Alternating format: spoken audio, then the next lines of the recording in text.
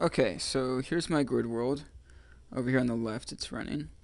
It's on round 16 right now, and it's taken a total of 13,000 moves. And over here on the right is the original episode 1, or round 1, values for this grid world. And as you can already see, the values have changed. The way I set it up is that each cell, or each piece of the grid, will display the value for moving up, left, right, and down.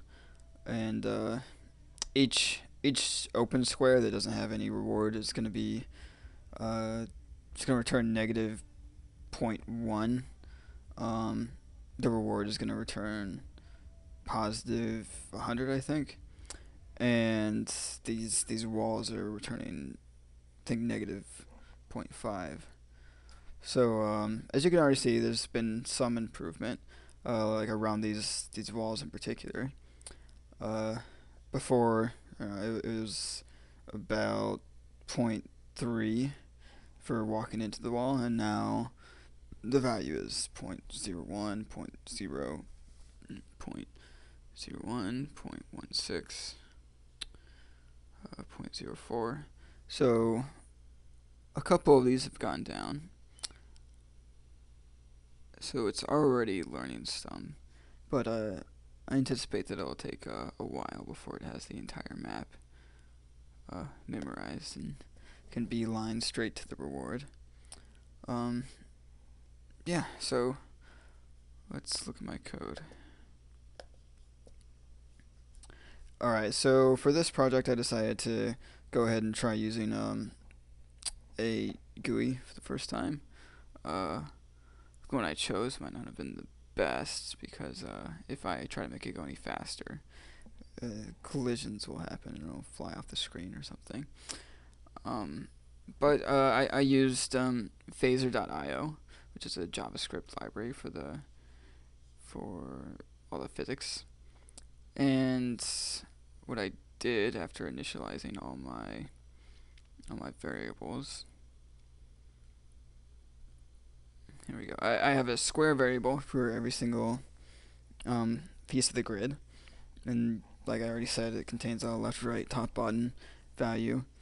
And here's the text that outputs, and I want to keep track of where the x and y is at all times, so I can know what location to update my e table and my main grid. Um, so if we go further down, okay, so here's where I actually take a step or make a move. So I always randomize what move is. It's a global variable. Um, if it's above 8, it's gonna go ahead and explore. But if it's below 8, it's gonna exploit, and it randomly chooses a number between 0 and 10. By the way, so um, and then I have for every single case left, right, top, bottom, depending on where it's moving. Uh, Alright, so oh wait, here's where the work happens. Alright, so identify my current action, my next state, and my next action, so I can have the values for formulas down here. Um, I set what my gamma value is. I go ahead and set epsilon equal to epsilon plus 1. And then I update all the state and actions in the grid and in the epsilon table. So then I just repeat for every single time it takes a move. So once that's done, it just goes ahead and takes a whole another move. Just repeats until it's done. So and I also have everything keeping track of which episode it's on, how many steps it's taken. Um, and yeah, that's about it. Thanks.